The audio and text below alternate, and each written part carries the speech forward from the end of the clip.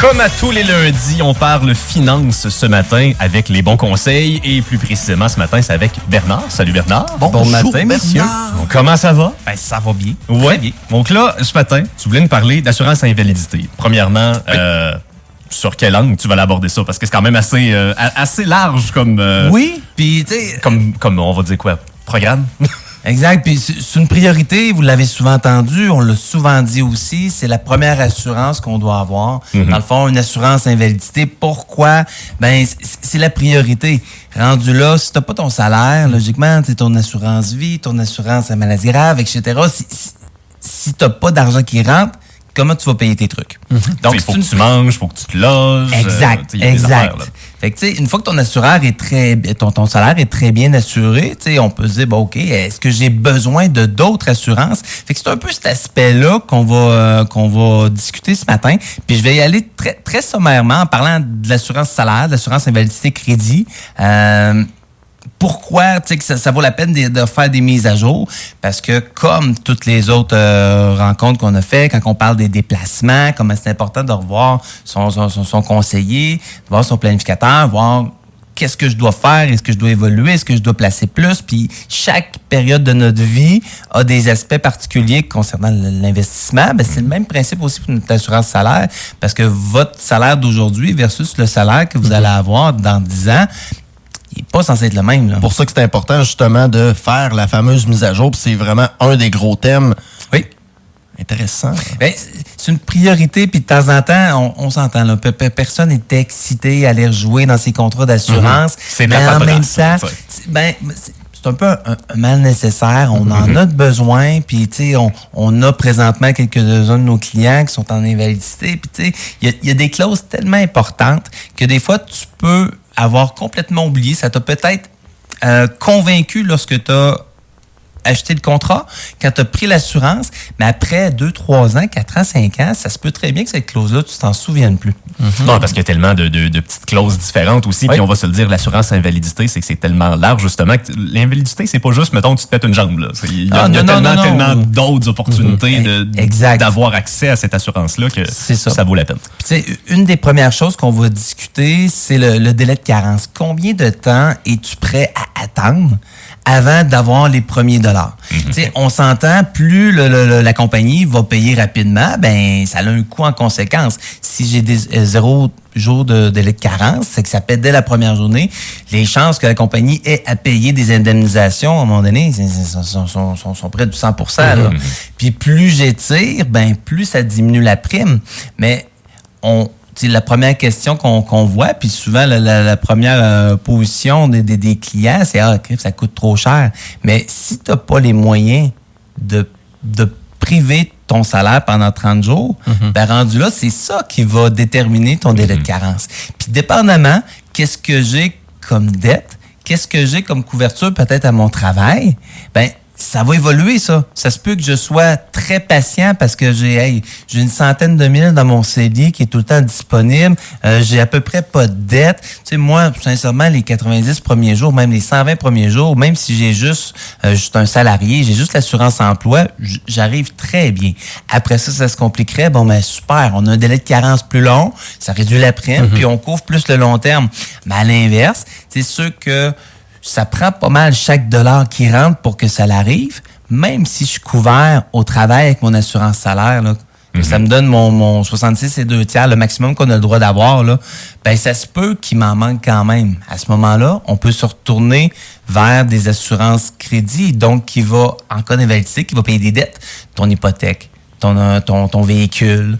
Parce que t'es capable de vraiment, on va dire, personnaliser ton régime d'assurance selon ce que tu as de besoin. On doit le faire. Puis, tu sais, les propriétaires d'entreprises aussi, tu sais, ils revoient à la hausse, parfois à la baisse, les protections d'assurance collective qui coûtent très cher aussi pour les employeurs. Puis, dépendamment de l'âge de nos employés, ben, ça l'évolue à un moment donné aussi avec ça.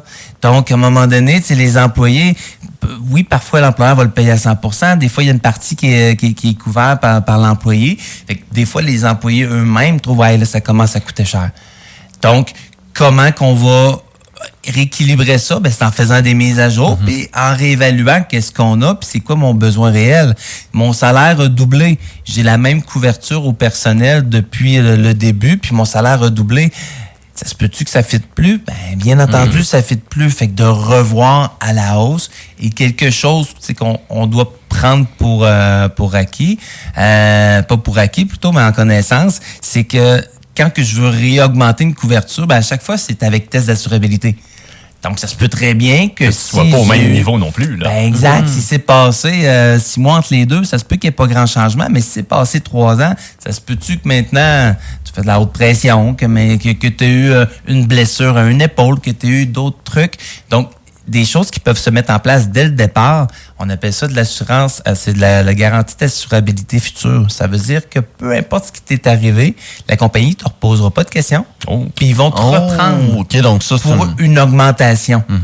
Donc, beaucoup ceux qui se lancent à leur compte, que au départ, tes revenus sont excessivement faibles, qu'un travailleur autonome, un nouveau propriétaire d'entreprise, mais qui vont augmenter de façon exponentielle, ça, c'est une garantie qui est quasiment un must, une nécessité, parce que justement, tu n'augmenteras pas de 200-300$ par mois de réclamation. Ça se peut très bien que tu aies besoin de 3000$ de plus l'année prochaine.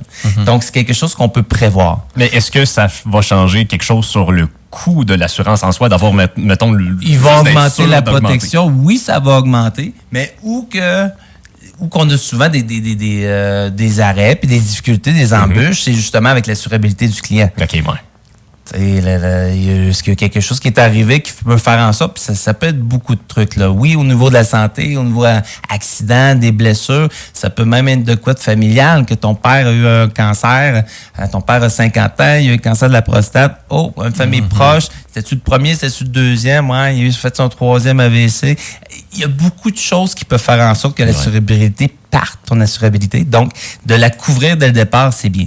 Puis, sachez que il y a des contrats qu'on peut full garantir. Donc, on peut garantir le salaire dès le départ. Donc, qui ne demanderont pas de vérification de salaire. Parce que j'ai parlé de l'augmentation majeure du salaire, l'exemple du travailleur autonome. Mais à l'inverse, tu es un jeune qui travaille dans la construction, puis tu fais des runs de nord, puis tu te sors des salaires fous, 150 000 par année, mais tu sais très bien que tu fais un rush parce que toi, tu veux arriver à payer ta maison claire, tu veux en profiter avant d'avoir des engagements. Puis à un moment donné, tu prends une drop de salaire parce que tu arrêtes de faire ces runs-là, justement. À un moment donné, exact, parce que tu veux pas être à l'extrême. Fait que tu peux diminuer de 50, 60 000 ton revenu. Il y a possibilité, avec certains produits, de garantir ça, que lorsque tu vas réclamer, ils ne demanderont pas des preuves de revenus parce que c'est le fonctionnement. Tu t'assures, tu gagnes un salaire de 70 000, puis au moment de la réclamation, tu es invalide, mais ils vont te demander des documents. Tu gagnes 72 000, tu gagnes 68 000 cette année, pas de problème, tu vas avoir ta protection, mais tu t'es assuré lorsque tu gagnais 70, puis pour X raison, tu as changé d'emploi, puis tu gagnes 40 000 maintenant. Attends une petite minute, ils vont recalculer le maximum qu'ils ont le droit de te donner en fonction du 40 000 et non pas du 70 000. Parce qu'il y a une réglementation qui nous dit, regarde, on peut pas assurer plus un assuré qu'il est en réalité. Parce que si tu gagnes plus invalide que lorsque tu travailles, là, il y a quelque chose qui marche pas. C'est là que c'est... Si t'aimes contourner les règlements, ça se peut très bien que tu essaies de rester invalide plus longtemps et gagner plus. Ah voilà! Je sais que personne le fait, mais... Non, mais c'est une possibilité, là. Fait que c'est le genre de choses qui est important d'aller vérifier, justement, de faire une petite mise à jour sur nos différentes assurances, dont certains qu'on a parlé d'assurance invalidité.